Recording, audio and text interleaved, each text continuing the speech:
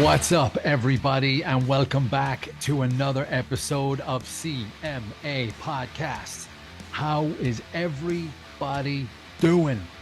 Back in the house once again with Mr. Burt Green. Sir, how are you doing? Hello, I am very, very well. Very well. I mean, it doesn't matter, but this is coming out later, isn't it? But it's Friday night, guys. So it's Friday night. I'm feeling good. Feeling good. Watching some fights on a Friday night with Burt Green. Man. Can't imagine doing anything better, right? Yeah, no, this is what I do on most Friday nights, honestly. It's just like watch fights and research. But I've started doing my videos. I've just started doing my fight pick videos earlier in the week now. So I've changed my schedule up slightly because I feel like it's slightly better. People keep on inviting me out to do things on Friday nights. It's just the inconvenience of that. Yeah, I know, right? I know. Yeah, it's terrible. Man. That's the thing. That's the thing when you're over here in Europe, you know, like you get your Friday and Saturday night and you can plan for your weekend, but then the whole body clock is shifted on Sunday because fights are never at our reasonable time. Even in Sweden, remember they were in Sweden at stupid o'clock in the morning a couple of years ago. Oh, was it an actual numbered event? Yeah. Is that why? Because they did the same thing at UFC 204 in Manchester that I went to live with Bisping defending his belt against Dan Henderson. Dan Henderson and Bisping walked out at 5 o'clock in the morning. Jesus Christ. I'll tell you what, there were a lot of drugs being done in those toilets. I'm telling you that right now. The thing is like the security weren't even, the security were just like, fair. I mean, that's fair, guys. Do you want, at the end of the day, I think they're probably looking at the organisers like, do you want people to be awake or not? Yeah. You don't, it's not a good aesthetic. You don't want the cameras apparent. Like, my two mates fell asleep. They fell asleep like in their chairs. I think they woke up. One of them managed to stay awake to get to the main event, but he just kept falling asleep between rounds because it's like it's 5 a.m. We've been up all night, like on the beers. That's like, a tough one. Yeah. Oh, it was hella tough. Yeah, when you're in Europe, that's how we do it. But listen, what I wanted to do when I started a podcast is to do, like, I'm all about, you remember Joe Rogan's Fight Companions? Like, I'm all about them. And Brendan Schaub is doing it now with Chris D'Elia, Brian Callen, and Calabasas, like, the Calabasas Fight Companion. Yeah. Dude, I don't watch them live with them, but on Sunday, like the next day or the Monday, I'll sit down and I'll watch the Calabasas Fight Companion, and it is one of the most entertaining ways to watch a fight. They are quite even funny. If you're on your own, you don't have a guest or it's not on a podcast, you're just sitting there and you're watching the fights. You line up the fights with their syncing. It's so entertaining, and it's like you're there with your gang, you know, because you know these guys. And that's what we're doing today. That's why I reached out to you, Burt. Well, I didn't reach out to you. I think we talked about it on the actual last episode we did together, right? I believe so. Yeah. So here's what we're going to do, guys. Go to the link in the description. Go get yourself another device. Get a phone. Get a laptop. Get something else. You're going to set up and you're going to watch a fight with us, and you're going to help us settle a long debate. It's a debate going back since 2013. Oh, yeah. We're going to watch Alexander Gustafsson versus Jon Jones, the first fight between those two guys. I don't know. Will we do spoiler alert? Because it's common knowledge who won the fight and who got the nod. But I think it is common knowledge. Yeah. But I mean, just in case there's someone watching that hasn't seen, I mean, to be fair, this is kind of like this falls into the category of you should have watched it by now. Yeah. Because I remember, like, literally, it was quite a few years ago, because I think we were maybe on season 5 or 6 of Game of Thrones, right? And I was talking to somebody about like Sean Bean and just like talking about, if he gets killed off. I mean, the thing is, that was one of the beautiful things about like season 1 of Game of Thrones. Spoiler alert: if you haven't seen Game of Thrones, just pause this for a second, skip forward like 30 seconds because I'm about to say something that will ruin it. But either way, when I couldn't believe, I thought they were going to find a way to get Sean Bean's character out of that. And when they killed him, I was like, wow, that's fucking incredible. You don't get too many moments like on TV. I was talking about it like at a bar, and someone that was down like I didn't know them. They just overheard me. They're like, oh, thanks. Yeah, I was planning on watching that. I was like, dude, like, that happened 6 years ago. Like, that's on you. That is on you, sir. Unreal. I'm not having that. It's like when someone complains on a Sunday morning when they check Facebook at like 11 o'clock in the morning. Don't check Facebook. And they see someone's Facebook status with the result, and it's just like, well, you should have watched the fight though before going on the social media site that shares information.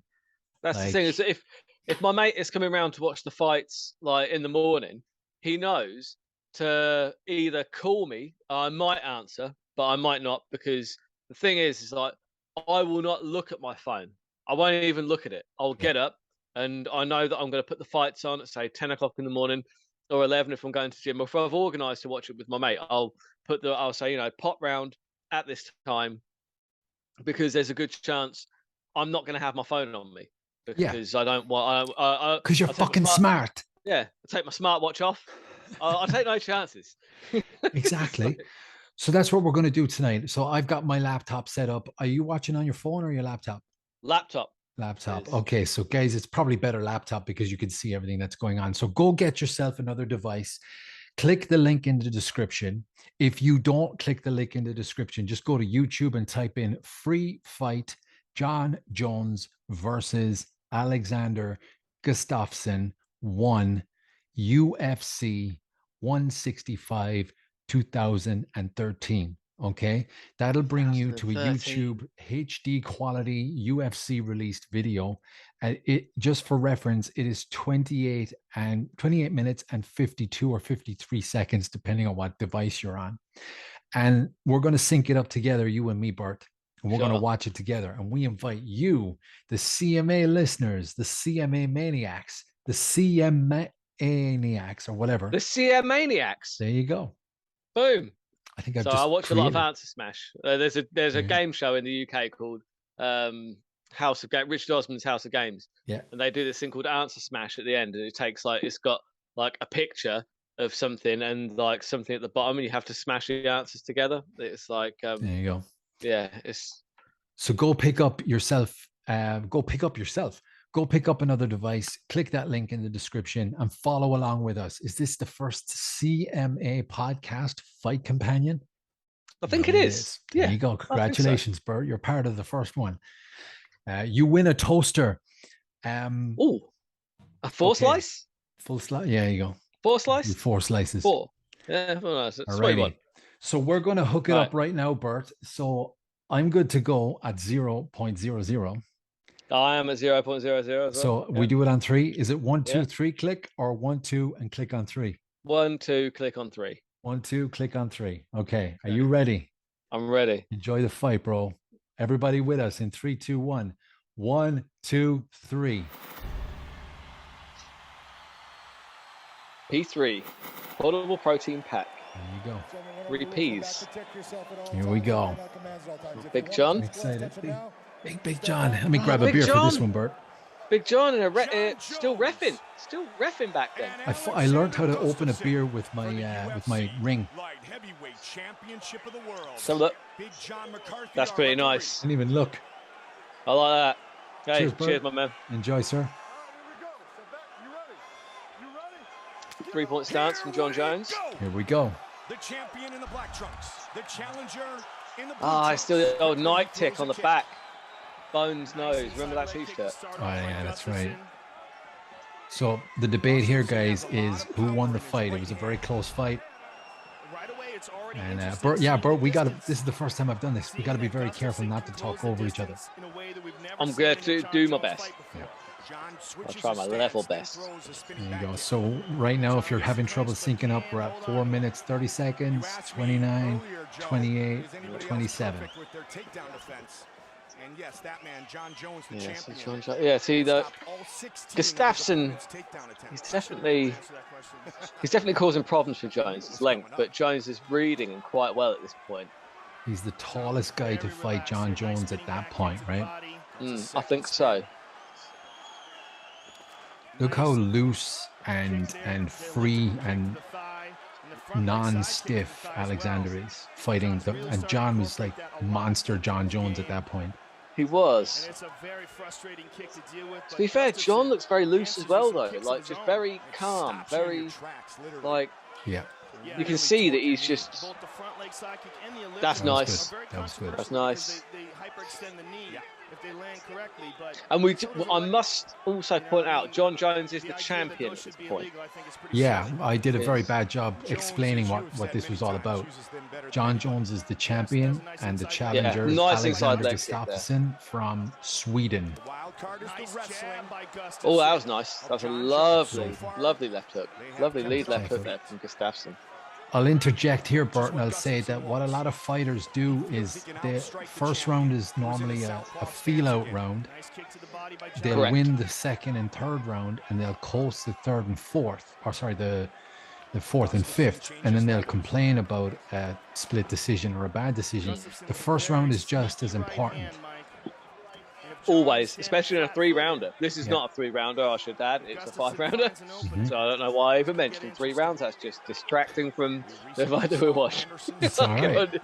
I can only apologize. It's all good, man. Is this your first fight companion?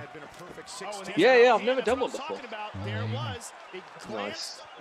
One thing I would say at this point in this round is Jones has had the center of the octagon for quite a lot of it. And that's a nice elbow there. One thing I would point out is that the scoring system has changed since this fight has taken place. Yeah. So we need to bear in mind the scoring at the time did tend to score octagon control as a much higher scoring category. Damage was lower down. I just want to throw that out there, just at this point before. When you see the end of the fight, you'll know what damage we're talking about. That's nice. So the aesthetic here for me is that Jones is hitting Gustafsson. Gustafsson's kind of bouncing off and having to go around the outside and recalibrate. And aesthetically, for me, if I was a judge, I'd be thinking, okay, that's Jon Jones has the advantage here. Does that make sense? Yeah, absolutely. Look at that. Look at that, hands down. Yeah. But the round is too close for him to be showboating like that. Like the first round really pays dividends if you end up going for it. But if you coast and try and just jab your way to 5 minutes. The way he throws his hands is the way a guy who's been throwing boxing techniques Yeah, but those spinning back kicks and the kicks to the legs as well, they're really adding up. Yeah. And he gets Jon Jones down. Yeah. Is that the first time Jon was ever taken down? I think it might have been. But what does he do with it? I can't remember. He's straight back up. Because it depends how you. Because like I said, I mean, it does score as a takedown, but nothing happened with it. Feather in the cap, though, right? Oh yeah, feather in the cap, absolutely. So what was what was the most significant part of that round, though? For me, the most significant part was Jones taking the initiative, and he looked like the fighter going forward. Like he was taking the center of the octagon, and it looks like for me, Gustafsson, like it was a close round, very very close round. But look at that! Look at that! Look, you get one per round. You got to use them. But you get one per round, Bert, but you get warned in the locker room before you go out there, right? The rules are still. It's such an. Jon Got to Jones use and them, fucking fingers in there. Eyes. But for me, that's nice. That's Beautiful a nice elbow. John's really starting to get aggressive now. Kick to the body. Very aggressive. Big He's right like hand. stalking him down. He's got Gustafsson up. Final seconds of the round. You see? He's Big elbow there. Yeah. All right. You see, for me, looking at that round, I can see that was a Jon Jones round. I will agree. Yeah. By the way, I haven't seen this fight in years. I had Alexander Gustafsson winning the fight. And I had Jon Jones winning the fight, which is where this debate kind of came from. Just FYI. Again, I'm terrible at explaining why we're doing this, Bert. I sincerely apologize. Beautiful. Oh, that was lovely. That was real nice. From my memory, like this is the Jones where this is the round that I gave to Gustafsson. From memory, I might be wrong though. Did you only give one round to Alexander? I did only give one round to Gustafson. Wow, I thought you were a good person, Bert. Oh, well, I mean, I think we all know that's not true. Because a lot of people were saying, "Hey, Dave, you're Irish. Why are you talking to this Brit? You know, this guy whose ancestors probably tried to burn your house down." And I thought, "Hey, guys, hey, they didn't try. They burned a lot of houses down, and they succeeded, motherfucker." I guess. Yeah, sorry, I shouldn't say shit like that. All the more reason, you know. And I thought, you know, for comedic effect, guys, I do not condone. Oh, that's nice. That elbow. That was nice. That was good. It was short and it was quick. Yeah, one of the things I liked about Jon Jones is have you heard like Bruce Buffer when he announces him, his fighting style? Yeah. No. Do you know what his fighting style is? He's a look-see-do fighter. A look-see-do. Look-see-do. Look-see-do. Oh wow, I didn't ever heard that. I gotta check that. He really does that. Yeah, every time he's announced, Bruce Buffer says rather than he's a karate fighter, or a boxer, or a wrestler, he is a look-see-do fighter. Wow. Because that's what he calls his style, look-see-do. He looks, he sees, he does. Well, if someone said to me I'm a look-see-do, I'm like, well, no, I'm actually heterosexual. Oh yeah. Look-see-do. Look-see-do. But yeah, I mean, I wouldn't say that to Jon Jones. Now, I just want to point out very clearly, I never knew this. Alexander Gustafsson has an ace of spades tattoo.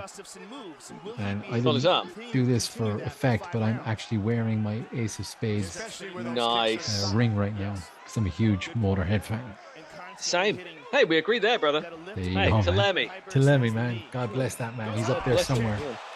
Teaching Jesus base.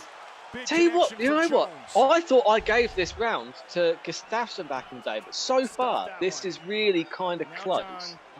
Does Gustafsson do something in the last couple of minutes that really puts a stamp on it? Because so far, it's close. I'm looking at it, and I have Jones winning the first half of this round. So I think I'm going to eat my own words if this continues. But in real time, I had Alexander winning the fight. 2 minutes on the clock here in the second.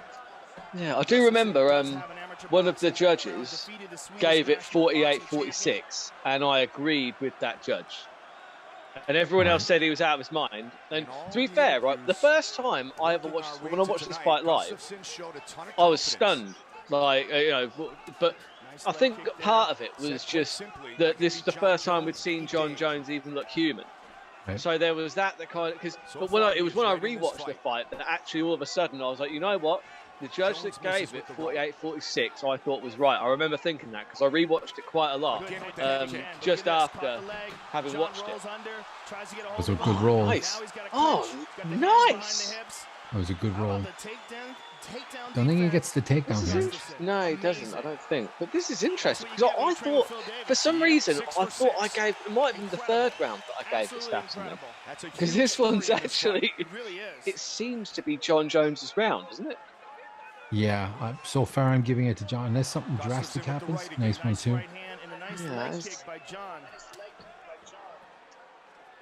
because Gustafsson's not landing quite enough to be clearly ahead. Yeah, he's coasting. And Jones is taking the centre and looks like the aggressor, which counts for a lot, actually. It counts for a lot, especially in this scoring system in 2013. Because it used to count for a lot more than it does now. Yeah, that was a nice kick. Oh, that is very nice. Maybe it's not as That's a nice uppercut. Gustafsson seems to have the advantage with the hand techniques, Mike. Jon has been throwing some really nice kicks. That one checked. But Gustafsson seems to have the hand speed advantage here. Nice right hand. That is a nice right hand. A little too late, though. So again, Jones taking the centre, stalking him. I've got to give that round to Jones as well. I do too. I'm sorry. Yeah, maybe I think that's the round I gave to Alexander. All right, so we got a definite. Well, I think this round. I think this round, Gustafsson's going to clearly win. I think I might have got my rounds mixed up. I'm fairly confident there's one round that Gustafsson blasts Jones pretty nice, and you have to give him that one round. It must be this round. It was round 2 or 3. Okay. I just remember round 4 when Jones hit him with the spoiler spinning elbow, or reverse elbow. Right over the top and a right uppercut. What I was saying is that You can't beat the, you can't Sorry, beat go the, sorry, you can't beat the days with Joe Rogan and Mike Goldberg, man. Fucking love Mike Goldberg. Met him in Manchester. Lovely bloke. Absolutely lovely guy. I didn't actually meet him and talk to him, but he passed me in the hotel at UFC 93. I had to go and do it because he was just standing on his own at the train station. I was like, Goldie, can I get a picture with you? He's like, yeah, no problem, my man. Oh, excellent. I was just like, yeah, I was like, I've got big love for everything you do, man. That was the last event you ever called. That was Mike Bisping versus Henderson. yeah. Last one he ever called. End of an era. Wow. To Mike Goldberg, everybody. To Mike Goldberg, man. Almost had him on my podcast. Oh, I'd love to see that. Almost. I'd love to see it. I'll still hold out hope. Nah, his agent was a prick. No. A lot of those guys do. Say again? So I was just saying, Gustafsson caught him now. Yeah, nice right hand. Seemed to sting him. You see, maybe I'm just biased, but I think this was around the time. Oh, that was all right. Was this prior to Jon Jones, piece of shit, Jon Jones? I think it was prior to people knowing he was a piece of shit. I think he was always a piece of shit. Yeah. You don't just wake up in the morning one day and I want to go do shitloads of drugs and hit a pregnant lady with my car and break her arm. Go back to the drugs. I wake up every day. You do? No, I'm kidding. Wow. I'm just saying he had to deal with a lot of fame, very young, and he's an alpha. He's a wild man.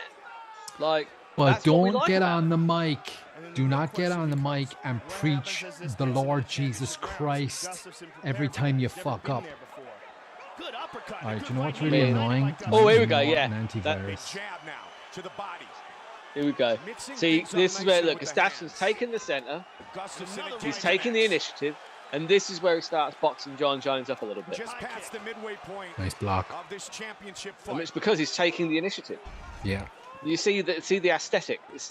Although Jones is he doesn't give up the center of that octagon, does he? It's one thing Jon Jones does very well. That oblique kick is really good. Really nice. But look at Alexander in this round. He's way more fluent. Like last round, he was very stiff. Oh, that was all right. And to the body.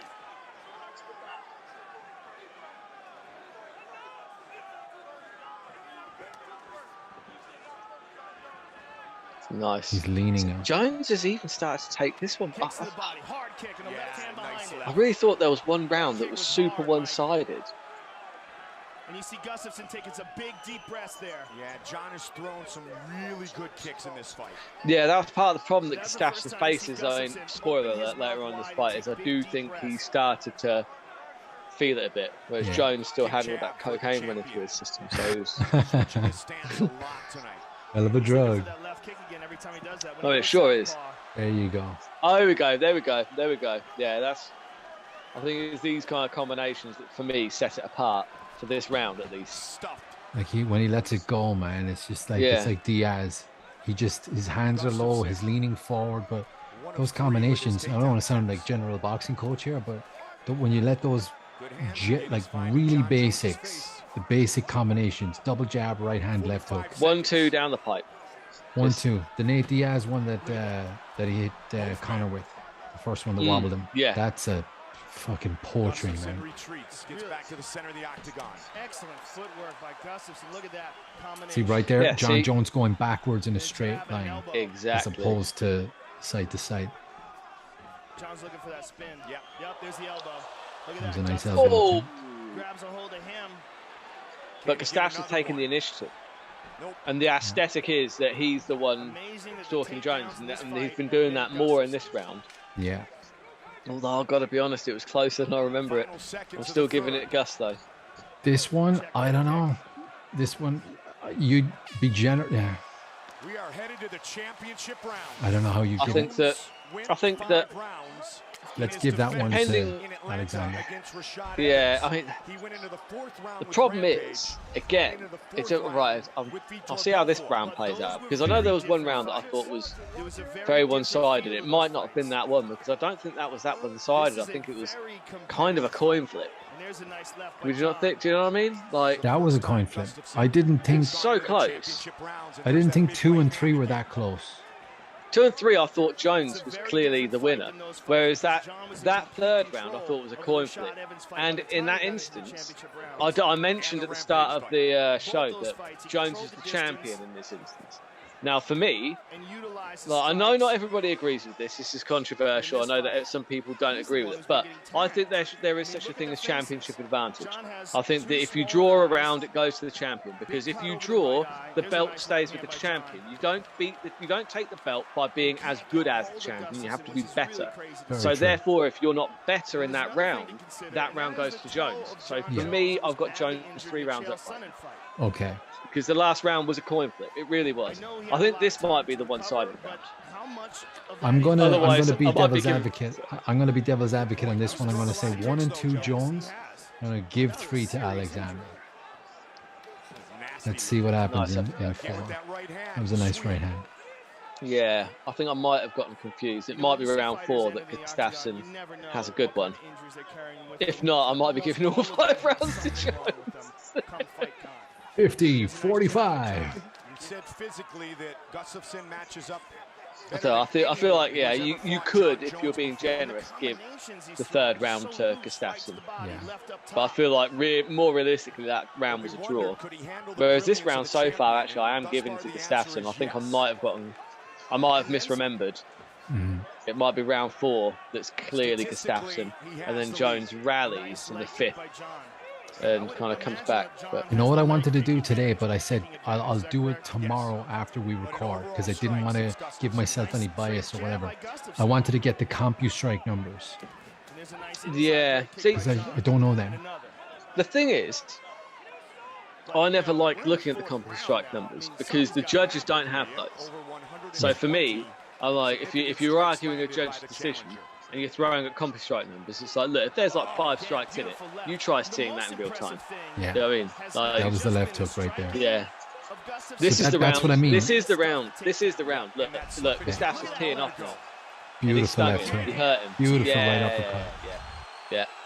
This is playing out now in my head as I kind of remembered. But what we were saying there about the CompuStrike is like it's very subjective in real time because certain judges see certain things in different angles.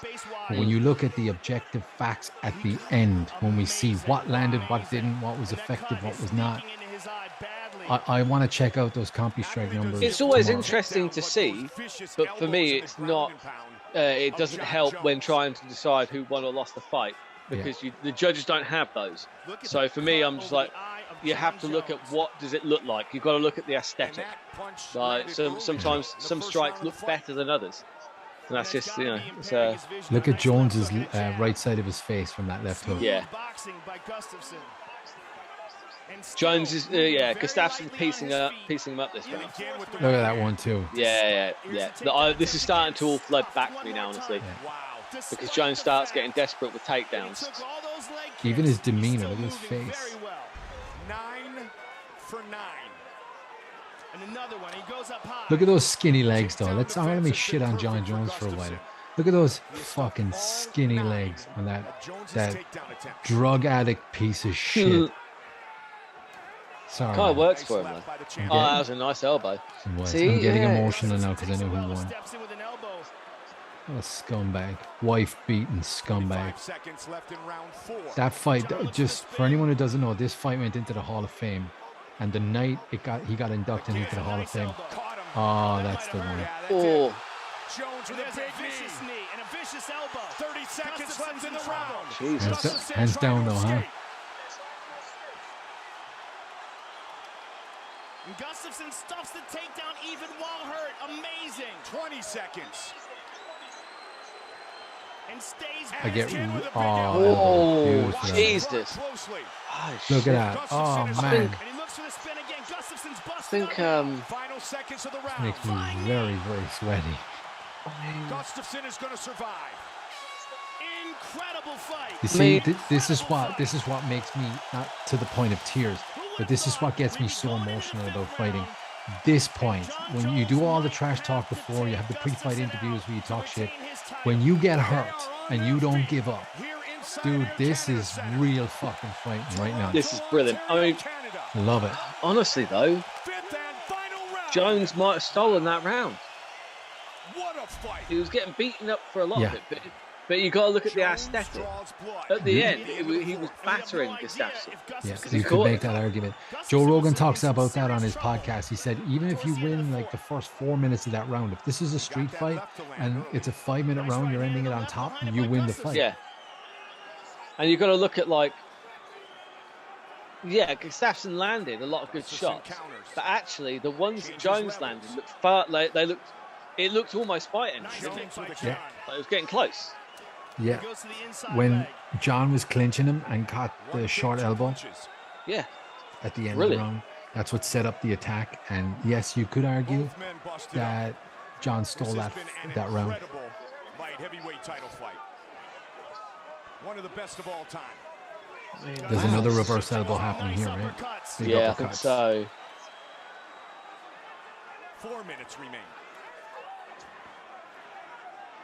Yeah, you know what? Watching this back again, I'm not. I thought I might change my mind slightly, but actually, I've changed my mind further the other direction. I'm struggling to give Gustafsson a round. I'm giving him 3 for sure. Yeah, I think round three, you probably give him. Yeah, but I think I may be admitting I'm wrong here, huh? John's lips are swollen up too now, Mike. I expected to be kind of backtracking a bit more than this, but actually, Jones has looked pretty goddamn impressive for most of this fight. Because don't get me wrong, like Gustafsson is having success, but I don't know if it's enough success. Yeah. It feels like Jon Jones is taking the initiative, he's taking the centre, and now he's got the takedown there as well. Jones gets the takedown. Yeah, I mean, like, that's huge. Yeah, that is huge. That's massive. And he's kept him there as well, and he's passed guard. Gustafsson right up. Back up, God bless. But he didn't pass guard. Yeah, this. So I can see why this is in the Hall of Fame. As is Alexander Gustafsson. John spit some blood out of his mouth there, Mike. Midway point of the 5th and final round. I haven't really been listening to much of the commentary, but I do remember the commentary making. I remember I watched it without the commentary. Mute. And I was like, I love watching it mute. Yeah, and actually that was when I realised that the judge that gave it 48-46 was correct. Like, when I watched it with no commentary, I was like, okay, without the commentary getting all kind of like, oh, that was nice. When Joe Rogan goes,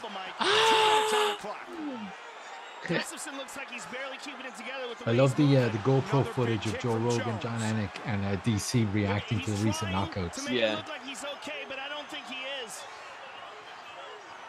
I think he's absolutely exhausted here, but still manages to stuff the takedown. Look at how he's look, Gustafsson's exhausted, isn't he? He's regrouping there, though. He knows what he's doing. Oh, yeah. Nice. This is amazing, man. 90 seconds on the clock. And is Alexander Gustafsson ahead on the scorecards? He may very well be, Mike. The big round for John was obviously the last round. They're saying he may very well be, but actually, for me, I'm like, oh, I don't like when you watch it in real time, it's like it makes a huge difference when you're watching it back when you know the result. And John may easily be winning this round, though, too, Mike. I can now see what the judges saw, honestly, because I could see it anyway. Like the first time I watched the fight, when I watched it live, I got caught up in it as well. I will admit that I thought I thought there might be an and new. Yeah. But when I rewatched it and watched it again, I just remember thinking, okay, right, now that the adrenaline's gone, and I can really take a very slow, objective look at this. Trying to make history tonight. I don't know, because like the rounds were all relatively competitive, but I thought that Jones clearly won more than Gustafsson did. Again, that head kick, lovely. I didn't think so in real time. I genuinely didn't. I'm looking at it back now, and I'm like, bear in mind, this was 2013. I wasn't as educated in scrapping. Look at Alexander still going, man. Yeah. And Gustafson with a trip. They're going to go the distance. Flying knee by Jones. Oh, Christ. that knee. That knee. Beautiful. Yeah. So that fight was inducted into the UFC Hall of Fame a few months ago. Was it about a year ago now, right? I think so. And the fuck up that we know of Jon Jones, he goes to Vegas and go Google that one. Oh yeah, that's pretty. I mean, I was about to say that's pretty funny, but him headbutting the cop car was pretty funny. Headbutting the cop car. Yeah. His own, was it his daughter called the cops on him? Or son or something? Something like that. And there's a beautiful left hook by Gustafson. And there's a left by Jones. Yeah, they were just they were very evenly matched. Jones just edged every round for me. Like the third I could give to Gustafson, but I mean the third or the fourth I think you could give to Gustafson. But those are the only two rounds that I'd give him. I'd give him a chance at giving him a round. Looking back on it, after 5 rounds, we go to the judges' scorecards for decision. The judges score the contest 48-47, 48-47, and 49-46 for the winner by unanimous decision, and still Bones owns. the Yeah. UFC Yeah, actually, no, because we both agreed with the judge that scored it 49-46. Yeah, there you go, man. That's and people. I remember at the time, people were outraged at that judge. People were outraged at him. But actually, when we watch it back, it's like actually he might be the only judge that scored it correctly. Yeah. All right, I'm gonna pause, and we're out on that one. What did you think, guys? What did you think? How did you score it? Do you agree with me? Do you agree with Bert? I'm saying coming into this, I had Alexander Gustafsson winning it 3-2. Having it watched it back, I'm going to say generously 4-1 for Jon Jones. I think there needs to be more people like me on the planet, man, who can admit they're wrong and have the debate and have the conversation. Oh, absolutely. It's because, like I said, I'll freely admit the first time I ever watched that fight. Well, I watched it. I don't think I watched it live. I think we watched it the next day, but we hadn't seen the result or anything. I remember being out of my seat, just like, what the fuck am I about to see? Jon Jones get toppled here? Yeah, because he got caught up. Because I got caught up in the whole kind of invincibility of Jon Jones, and that was the first time he didn't look invincible. It's the first time he didn't look like a god. We're used to seeing him, dropping Machida by the side of the fence and just fucking just being a badass and barely getting touched. And in that fight, he got touched. He got touched a lot. And good credit to Gustafsson, for that. But I don't think it was, again, like I said, I do stand by my previous comment that after watching it back a few times, it's not as close a fight as people remember it being. Yeah. It's the rounds were competitive, but I don't think they were close. I think there's a difference between competitive and close. Yeah, that makes sense. I agree. I absolutely agree. Now that I actually look at it back, I'm like, all right, you could be generous and say 3-2 to Jon, but 4-1 is fair. And I, for the last 9 years, said that was robbery. Wow, I'm wrong. Cue the emotional music for guy admitting he's wrong. So I was doing Scrubs. The music from Scrubs. Yes, yeah, exactly. Yes.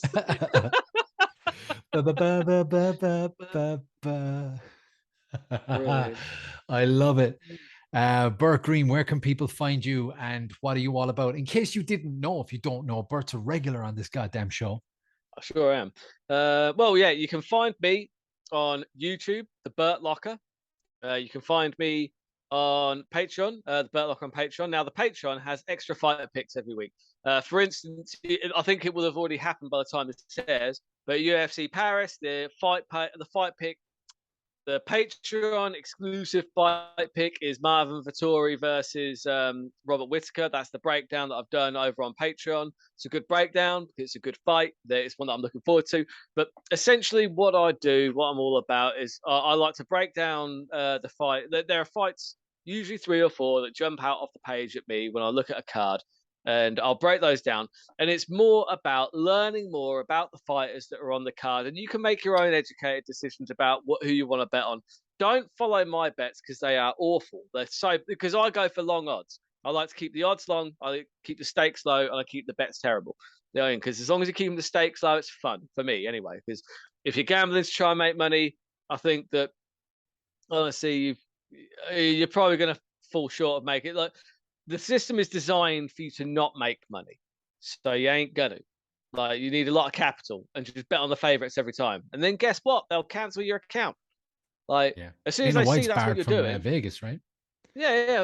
Well, he actually. Funny, did you hear about that? Where he got, they used to do the UFC at the Palm Casino.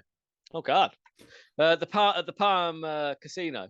And they used to have UFC events there, but Dana White used to play blackjack there a lot. He used to lose a lot. He used to lose a lot of money, like millions. Yeah. One day he won like 5 million. He just had a good night, and they said, "Yeah, you're not welcome back into our casino." He's like, "You know who I am? Like, you know that I bring the UFC here." And they're like, yeah. He's like, "Well, the UFC ain't coming here anymore. Later, bitches." They've never done another event at the Palms. There you go, man. But Bert, once again, sir, it is an absolute pleasure to talk fights with you. We'll do another fight. We'll find a controversial fight over the next week. We'll do another one of these because that was pretty fun. Yeah. I really enjoyed that. It's like trying to examine whether something is a robbery or not. I know that there was one. Nate Diaz versus Conor McGregor 2. Oh, okay. Yeah, interesting. Because I thought because the first fight was an assassination. Yes, it was, and I had money on that. I was very happy. That night, my picks were fantastic. I won like it was a few hundred quid that I won off a very small amount of money. And basically, I had Misha Tate to win by submission and Nate Diaz to win by submission. And they both came in. I had to double on that. And I happened to be away. Did you ever watch darts, Dave? You ever watch darts? Very, very infrequent. I'll watch it if it's on. It's one of the greatest indoor spectator sports in the world. Outside of the UFC, it's so much fun to watch live. I love going to watch it live because it's just drinking and like cheering and singing. It's wonderful. Yeah. So me and my mates, we all went to the darts in Minehead, and we managed to download the UFC in the morning. We put it on, sat there watching it, do you know what I mean? And then when we saw it unfold, I was like, yes. So I got, because I was a baller, because I just won like a few hundred quid. We went to the t-shirt shop and we all got matching t-shirts saying Nate Diaz, Cesar Gracie 209. What? Classic. We got them to make those t-shirts. I was like, yeah, these are on me, guys. I love it. It's so funny. There you go, man. We'll pick another fight. So we might do Conor versus Nate 2, or I'm sure we'll find another one, but either or, we'll do another episode. Yeah, Conor versus Nate 2. I'm in. Yeah, I'll do that one. Yeah. If you like what you see and hear, guys, do us a favor, drop us a comment. Again, it just helps us. Check out Bert, and his stuff is on YouTube, The Burt Locker, and follow his social media. Burt Green. Yeah, _Burt Green. That's the Instagram, and it's got links to all of my other socials as well. If you find Burt Green on Twitter, I'm sure you'll see my face pop up somewhere. There you go, man. Yeah. Rock and roll. Thank you very much once again for joining me, Bert, and we'll do it again. Rock and roll, brother. Peace. Cheers.